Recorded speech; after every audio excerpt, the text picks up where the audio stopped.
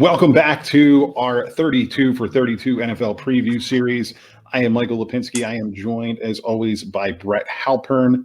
This is the Goal Line Stand, a Sports Talk Philly partner, and we are racing down Devil's Backbone in Cincinnati, and we are doing our preview, on the Cincinnati Bengals. And oh boy, this should be a fun one. Cincinnati Bengals 2-14. I gave them 10 additional wins. 2-14 on the 2019 season. It was anything but pretty in Cincinnati. Maybe these guys need to go rollerblade in that garden thing. Yeah, for those that have no idea what Mike and I are talking about, one of the movies that both of us really enjoy from our childhood is the movie Airborne. And the final scene is the two groups, the preps and the other group didn't even have a name. Yeah, I don't think they had a name. The non-preps. I'm gonna have to go back and watch it now. By the way, did the preps, were they in the same high school? I believe they were in a different high school. That's the impression I got. Yeah, and we can do a whole episode on Airborne. We could, but anyways, they did. The climactic scene was both groups racing down what was called Devil's Backbone. By the way, it was the most random course of all time because it wasn't one road. It was like 20 different roads, upstairs. I also think because obviously all you Cincinnati Bengals fans are well aware. For those that don't know, Cincinnati is on the border of Ohio. Across the river is Kentucky. I think Devil's Backbone encompassed Kentucky as well because I know they were on a bridge or two. Yeah, it definitely had to.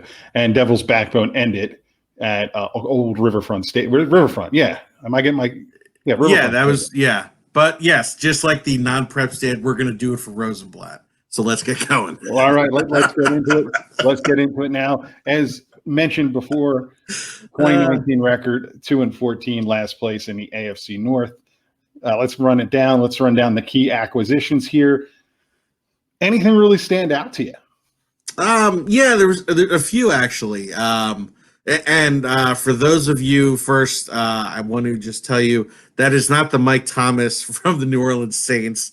So for Bengals fans who haven't been following during the offseason, sorry, that is not the Mike Thomas that just broke the single season reception record.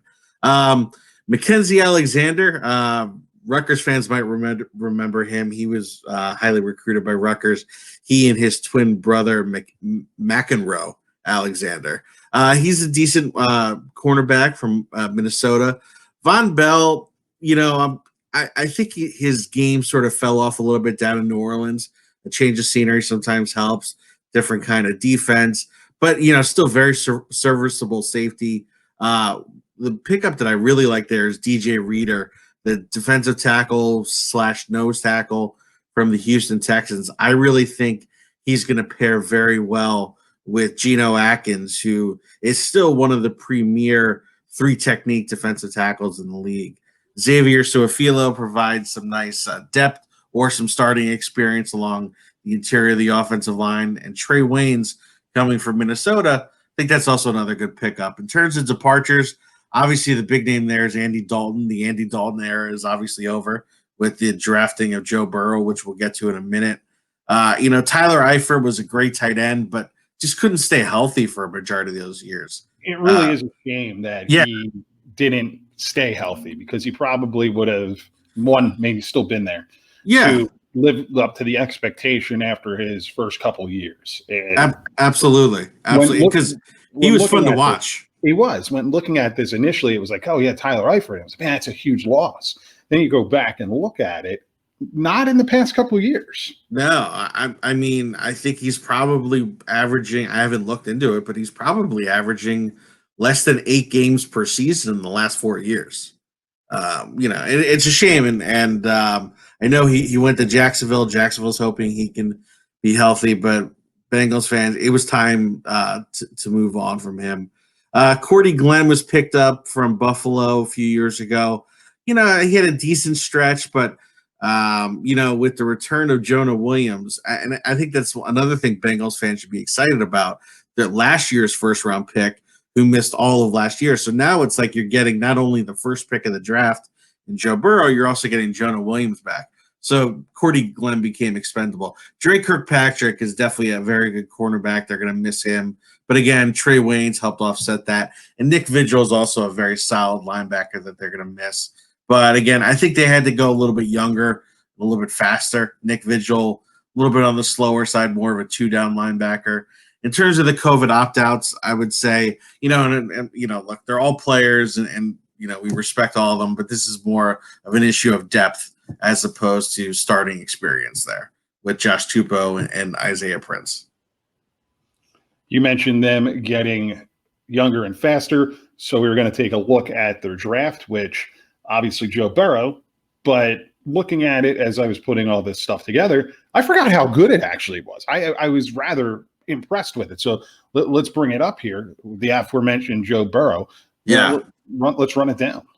Yeah, well, look, I think that Cincinnati fans should be excited about Joe Burrow. He literally had the greatest single season in college football history, 60 touchdown passes. I remember, Mike, back when we did the mock draft, I compared that to our beloved Rutgers team under Chris Ash.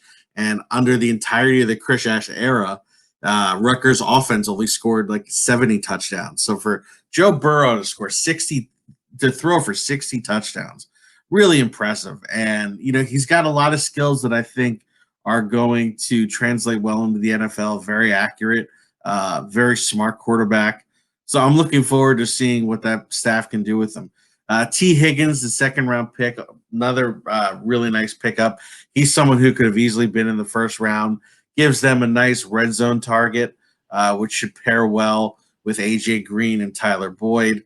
I also really like what Cincinnati did in the third and fourth round, kind of solidifying their linebacker position. Now, obviously I think it might take time for both of these guys, Logan Wilson and Akeem Davis-Gaither, but both very athletic and very aggressive. So, I don't know if it's necessarily going to translate into immediate success on the field, but these are two guys. This is how you build the core of a position group. It comes back to what we've talked about throughout this series and other episodes.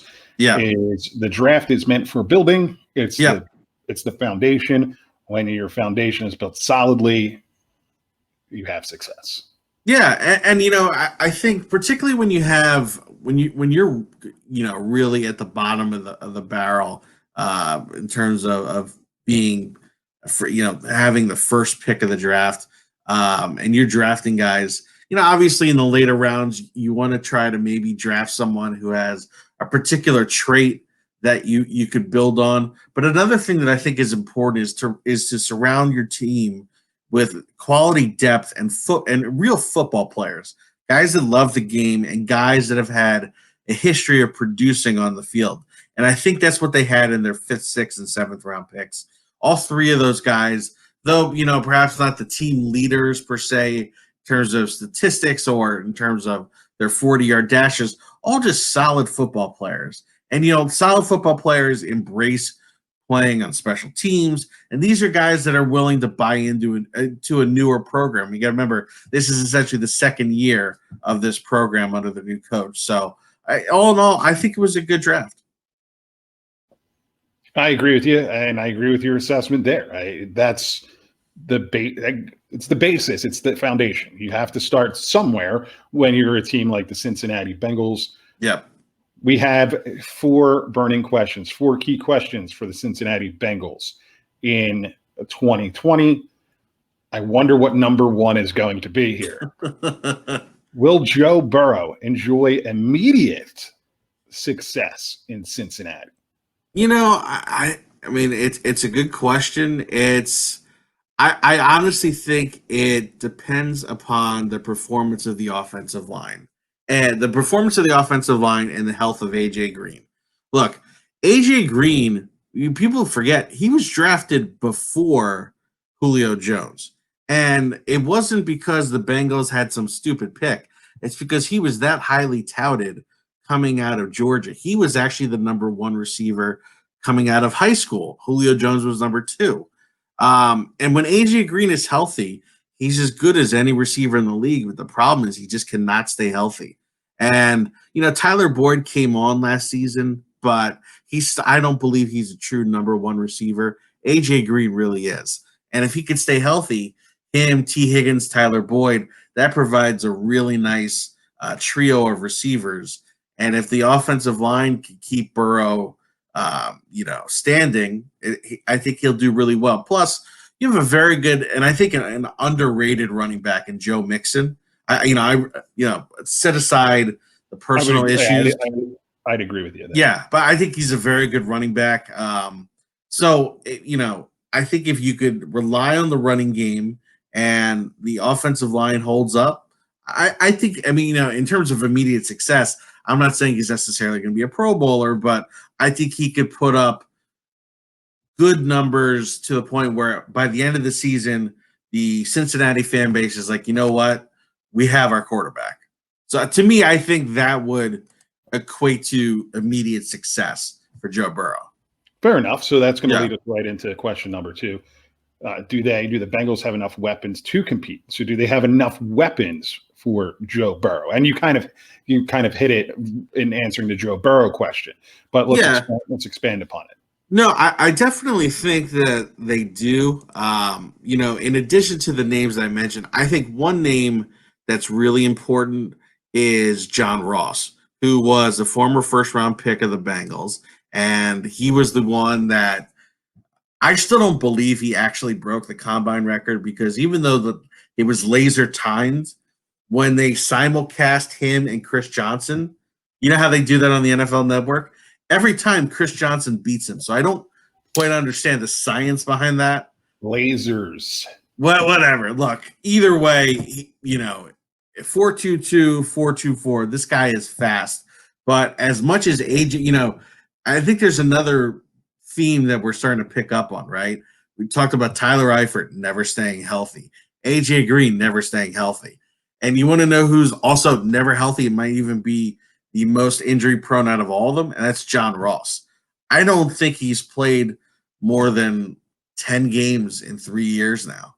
And the guy, when he's healthy, you notice this in fantasy. There's been a few weeks where he's gone off for like 40 points, but he can never stay consistently healthy. I remember when he first came out, I actually drafted him as a late round pick because of his speed and his skill, but didn't work. So, I think because of that, you want to talk about an ultimate it's the same reason why the Raiders just drafted Henry Ruggs with the Raiders drafted him with the 12th pick. He was actually the 7th pick of the draft. So that really shows you how much they invested in him. He would really be a tremendous Tyreek Hill-like addition to that group of skill players. Additionally, like I said, I really like Joe Mixon. They drafted Drew Sample, a tight end, who I think could be pretty serviceable. They also have CJ Uzoma, who I think is a really tough tight end. I think they have enough skill position players to compete. That they're still a few years away from serious playoff contention, just because of the overall talent level of the team. But it's not a bad core of skill players. No, you got to start somewhere. Yeah. What contributing factor or factors can lead to a defensive improvement in Cincinnati? I think that DJ Reader addition is going to be really big. I think that helps solidify the defensive line and gets them a little bit more stout against the run. And then the linebacking core, I think, is going to just be much faster, which is important. And we've talked about this in a few of the other previews. You need to have linebackers that, obviously you're going to rotate guys in and out because people are going to get winded. but you need linebackers who at least have the ability to play 3 downs, because you need to have guys who can play the pass game. And I think with the drafting of the 2 guys in the 3rd and 4th round, they're going to have that ability to do so. So I'm, that to me is why I'm a little bit more bullish on the defense as compared to the last few years. Sticking with the defense, which position group on defense has the most question marks for the Bengals? Well, if you're going to base it on question marks on level of experience, it's going to be the linebackers for the reasons I stated, because probably 2 of the 3 starting linebackers are going to be rookies. But I think in terms of a talent level, I'd probably go with the secondary. Trey Waynes is a nice player, but I don't think he is necessarily just a true shutdown corner. As I mentioned, they brought over Von Bell, who Von Bell, if he's the Von Bell from 2 years ago, it's definitely a lot better than the Von Bell from last year. They also have William Jackson, Jesse Bates, who are kind of just middling starters to me. I don't view them as serious potential Pro Bowlers. So from a talent perspective, I think the biggest question marks are on the secondary, even though it's a lot of sort of established vets. It's just I think that their ceiling is limited. So for that reason, I'd probably go with the secondary. We will provide our expert opinions and predictions on the Cincinnati Bengals as we get to our big NFL prediction show coming up on in about a month or so, a little less than a month, right before NFL kickoff at the end of our 32 for 32. If you like these shows here, subscribe on YouTube, share, drop a comment, throw us a thumbs up and a like on there, tell a friend, tell a neighbor. We're having fun with it. We're getting a lot of comments from people. We enjoy it. We enjoy the interaction. Go follow us on all social media at GL Stan Show. That's Facebook, Instagram, and Twitter. We will be back tomorrow with another episode. Until then, stay safe, and we will see you later.